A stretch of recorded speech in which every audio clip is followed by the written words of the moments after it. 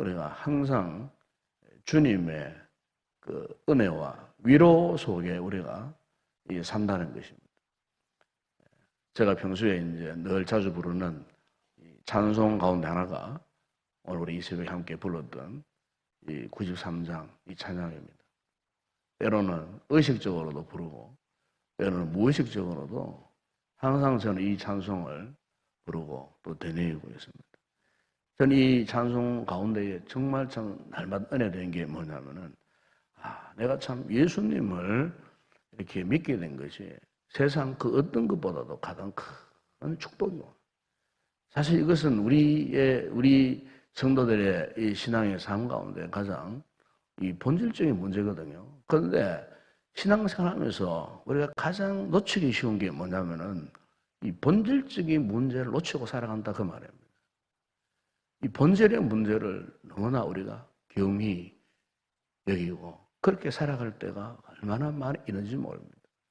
제가 요즘 금요 기도회 때 이 메시지를 우리 신앙생활의 가장 기본적인 메시지, 우리 성도들에게 가장 필요하고 어떤 면에서는 가장 소중한, 그러면서도 정작 오늘 우리의 믿음 생활에서 놓치며 살아가는 그 진리, 예수 그리스도에 관한 이 인식, 신앙에 대한 부분을 지금 계속 제가 이 말씀을 전하고 있습니다. 너무나 잘 알고 있는 말씀이지만 말씀을 준비하는 저에게서는 너무너무 은혜가 되어지고, 목사지만은 그 말씀들을 통해서 내 신앙을 다시 한번 돌아보고 점검해보고 바로 세워가는 그런 지금 상황 속에 있습니다. 그 가운데 제가 받은 은혜의 말씀을 우리 금요 기도회 때마다 함께 말씀을 묵상하고 있는데, 바로 오늘 우리가 불렀던 이 찬양 가운데서도 정말 다시 한번 마음에 감동이 오는 것이 뭐냐면은 그렇구나, 예수님이 나의 힘이 되시는구나, 예수님이 나의 생명 되시고, 예수님이 내 친구 되시고, 예수님이 내 기쁨이 되시고, 예수님이 나의 소망이 되시고. 사실 우리가 예수 믿으면 가장 기본적으로 우리가 깨달아진 이 진리 아닙니까? 그런데 실제 오늘 우리의 상황 속 여러분 한 주간 살아오면서 과연 예수님이 나의 힘이 되시고 예수님이 나의 기쁨이 되시고 친구 되시고 소망이 되어주신다는 사실을 여러분들이 한순간이라도 좀 인식하고 살아왔는가? 사실 그렇지 않는 분들이 많죠. 한순간도 예수님이 이런 주님이시다 하는 사실에 대해서 가만하게 잊어버리고 그렇게 살아온 그런 우리 삶의 부분들이 없지 않아 있어요. 왜 그럴까요? 그 이유가 뭘까요? 육신적인 삶이 너무 안일하기 때문에 그렇습니다. 육신적인 삶에 그냥 우리가 만족해버리는 거예요. 세상은 지금 내가 가지고 있는 그 무엇에 의해서 그냥 그게 만족해버리는 거예요. 너무나 우리가 안일한 상태에. 그러나 여러분, 우리 조금만 옆을 둘러보게 되면요, 우리 성도들 가운데는 정말 힘들고 어려운 분들이 있어요. 절망적인 상태에 있는 그런 분들이 있어요. 그런데 그런 분들은요, 주님을 향한 그 신앙의 각오가 결단이 대단합니다. 얼마나 갈급한지 모릅니다.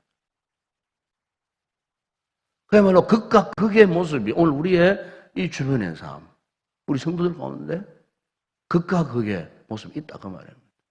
그럼 한쪽은 왜 이렇게 안일한 삶을 살 수밖에 없고 반대로 한쪽은 왜 그렇게 주님을 간절히 찾는 그런 마음으로 살 수밖에 없는, 사람이 어떤 절망의 상황에 한번 봉착 한번 해보면요, 절망적인 상황에 한번 절망의 나락에 한번 떨어져 보면요, 그 무엇인가를 붙들려고 하는 인간의 본성이 있잖아요. 사람이 물에 빠져보세요.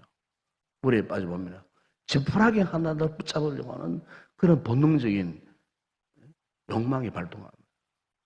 여러분, 오늘 우리 성도들이 하나님 앞에 참 은혜를 알고 믿음을 가졌다는 그 증거가 뭐냐면은 우리가 어떤 절망적인 상황 속에 빠졌다 할지라도요, 우리가 영적인 본성이 주님을 찾게 되어 있어요. 주님을 찾아요. 예수님의 나의 힘이 되어주신다라고 이 사실 하나만으로 주님을 놓치면 안 된다는 사실 이것을 알게 되어져요. 건강한 믿음을 가진 성도 이걸 깨닫게 되어져요. 유명한 기독교 철학자인 퀴어케로는요, 이 절망을 그려서 죽음의 이런 병이라고 했어요. 이 절망이 뭐냐? 우리 마음의 성광이 무너지는 것과 똑같다고 그렇게 표현을 했어요. 여러분, 오늘 우리 성도들이 아무리 힘들고 어려운 절망적인 상황 속에 있다 할지라도 우리가 놓치지 말아야 할 것은 예수님이신 줄로 믿습니다. 예수님이 정말 나의 힘이시고 나의 이 소망이시다라고 하는 사실. 왜요? 그분을 붙들어야 우리가 절망 가운데서도 위로를 받으셨어요. 위로. 사람에게는 위로라는 게 있어요. 위로를 받아야 돼요. 이 위로가 얼마나 영적으로 큰 힘이 되는지 몰라요. 누구의 위로요? 때로는 사람의 위로도 필요하지만은 정말 중요한 것은 주님의 위로하심. 이걸 우리가 깨달아야 돼요. 주님의 위로를 입어야 된다 그 말입니다, 여러분. 여러분 본문에 보시면은 이 사도 바울이 아시아에서 지금 아시아 지역 하면 소아시아 터키 지역을 말합니다. 그 터키 지역에서 이 복음을 전하는 가운데 정말 이 사도 바울이 절망적인 상황에 빠지게 되었어요. 8절에 보시면은 그 이런 표현을 합니다. 형제들아 우리가 아시아에서 당한 환난한 너희가 모르기를 원하지 아니하노니 힘에 겹도록 심한 고난을 당할 살 소망까지 끊어지고 그랬어. 힘에 겹도록 얼마나 많은 심한 고난을 당했으면은 살 소망까지 끊어지고. 여러분 우리가 때도록 성도들이 이 신앙의 삶을 믿음 생활을 이렇게 하다 보게 되면은 이 바울의 표현대로요 얼마나 절망스러워서면요 살 소망까지 끊어지는 그런 상황 속에 놓이실 때가 있어요. 살 소망까지. 더 이상 삶의 어떤 의미, 삶의 가치까지도 상실해 버릴 때가 있다 그 말이에요. 대개는 이 같은 절망 속에 빠지면은 어떻게 합니까? 처음에는 자신이 노력합니다. 발버둥을 칩니다. 어떻게든지 여기에서 이 문제 앞에서 내가 벗어나고 싶어서 자신의 힘을 총동원 하고 온갖 노력을 하고 그런데요. 이런 인간적인 노력이나 인간적인 발버둥이 계속되잖아요. 계속되면 어떤 현상이 나타나냐? 사람은 이성을 잃어버립니다. 인간적인 노력이 필요 없다는 말이 아닙니다. 그런데 인간적인 노력을 그것만 의지하고 그것만 붙들고 자기 힘으로 자기 노력으로 이 문제를 내가 해결해 버리라. 여기에서 벗어나 버리라.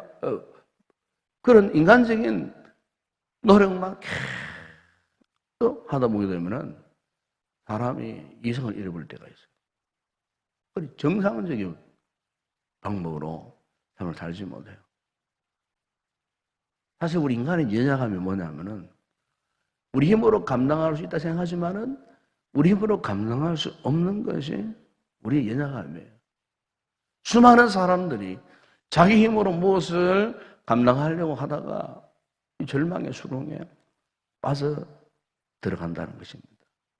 여러분, 우리 성도들은 어떤 절망적인 문제가 있을 때에 내 힘을 자꾸 의지하려고 하면 안 됩니다. 오늘 본문에 사도 바울이 그것을 우리에게 말씀하면서 9절에 보세요. 이렇게 고백합니다. 우리는 우리 자신이 사형 선고를 받은 줄 알았으니 이는 우리로 자기 일을 의지하지 말고 오직 죽은 자를 다시 살리시는 하나님만 의지하게 하심이라. 사도 바울이 살 소망까지 끊어지는 이런 너무나 절망적인 그런 상태에 있었지만은 바울은 확고부동해서 그런 와중에서도 자기를 의지하지 않고 오직 뭡니까? 죽은 자를 살리시는 하나님만 의지할 것이다. 하나님만 의지할 것이다. 여러분, 성경을 읽어보게 되면은 우리 인생의 어떤 절망적인 문제에 다다랐을 때에 그 문제 해결 방법은 다른 것이 없어요. 하나님을 의지하는 방법이에요. 여러분 시편 읽어보세요. 시편에 다윗이 그 인생에 얼마나 많은 시련을 당하고 얼마나 많은 절망적인 그런 힘들고 어려운 문제에 그가 빠졌었습니까? 그런데 다윗의 시편 가운데 그 모든 구절마다 그 고백하는 게 뭐냐면은 하나님을 바라보는 겁니다. 하나님을 의지하는 겁니다. 하나님을 소망하는 겁니다. 절망 가운데서도 오직 하나님을 향하는 겁니다. 하나님을 의지하는 이런 영적인 사람이었음을 우리가 다윗의 시편을 통하여서 우리가 볼 수가 있습니다. 자, 여러분, 오늘 우리에게도 마찬가지입니다. 우리가 인생을 살면서 아무리 처절한 여호와의 절망 가운데 우리가 빠졌다 할지라도 우리가 해야 할 것은 전적으로 하나님을 의지해야 할 줄로 믿습니다. 하나님을 의지하면은 절망 가운데에서도 소망을 가지게 되는 것입니다. 죽음의 구름통에서 새로운 생명의 소망을 가지고 다시 회생하는 그런 놀라운 역사를 우리가 경험할 수가 있게 된다는 것입니다. 10절에 보시면 그가 이같이 큰 상황에서 우리를 건지셨다고 말씀하지 않습니까? 또 건지실 것이라고 말씀하지 않습니까? 또 이후에도 장래에도 또 건지시기를 바란다. 바울은 그렇게 말씀합니다. 과거에도 현재에도 미래에도 우리가 삶을 살다가 또한 힘들고 어려운 절망 가운데 빠졌다 할지라도 우리가 이 희망을 놓치지 말아야 할 것은 결국 무엇입니까? 우리를 건져 올리시고 세우시는 주님이 계시기 때문에 주님이 계시기에 그 주님의 위로가 한이 없으시기 때문에 우리가 주님을 바라보고 주님을 통하여서 우리가 위로를 받게 되면은 우리가 그 어떤 상황 가운데 다시 일어날 수 있다는 거죠. 여러분, 그런데 우리 성도들이 하나님을 붙들고 하나님을 의지하고 절망하지 않는다는 말이 무엇이겠습니까? 바로 그것은 하나님 앞에 기도한다는 말입니다. 우리가 어떤 위기를 만났을 때에 절망 가운데 빠졌을 때에 기도 외에 다른 방법이 없어요. 기도 외에. 우리 성도들 가운데서도 참 힘들고 어려운 분들이 있어요.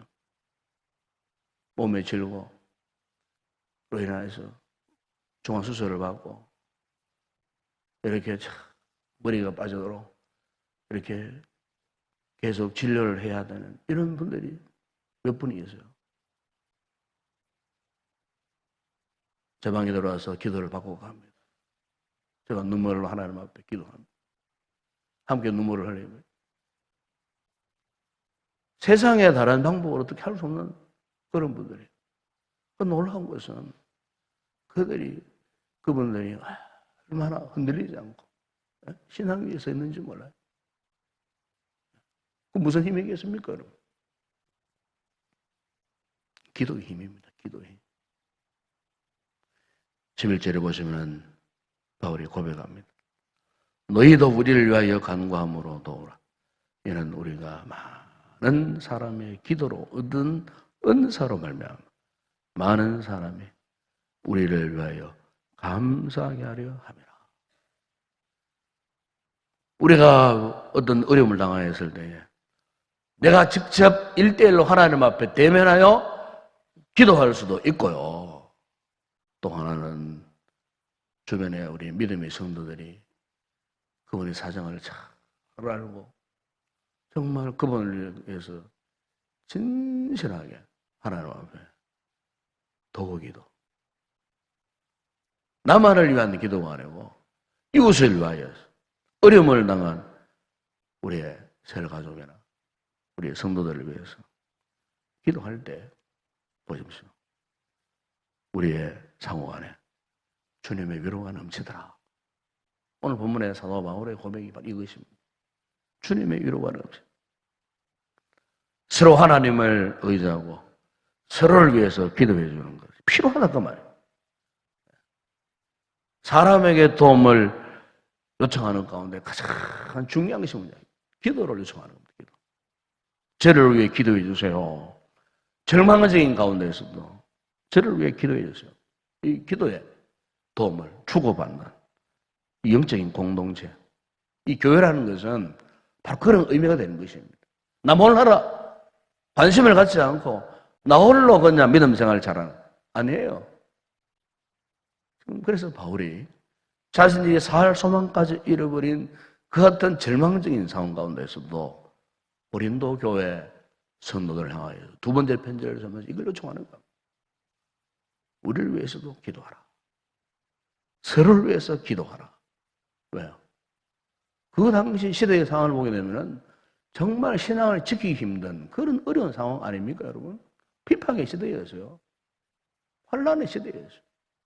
그 환란 가운데서도 우리가 끝까지 환란을 이겨내고 버틸 수 있고 절망하지 않고 소망을 가지고 나갈 수 있는 것은 기도의 힘으로 서로 의지하고 도움을 주고 이렇게 함께 공동체를 이루어가는 것, 이것만이 우리가 다시 일어날 방법이고 소망을 가지고 살아갈 수 있는 유일한 기회가 된다는 사실을 이 바울이 알았던 겁니다. 이것을 지금 고린도 교회 성도들에게 그렇게 지금 권면하고 있는 것입니다. 산 여러분, 오늘 우리도 마찬가지입니다. 우리 자신도 때때로 힘들고 어렵지만 우리 주변을 보게 되면 우리 주변의 성도들 가운데도 참으로 힘들고 어려운 분들이 많이 있습니다.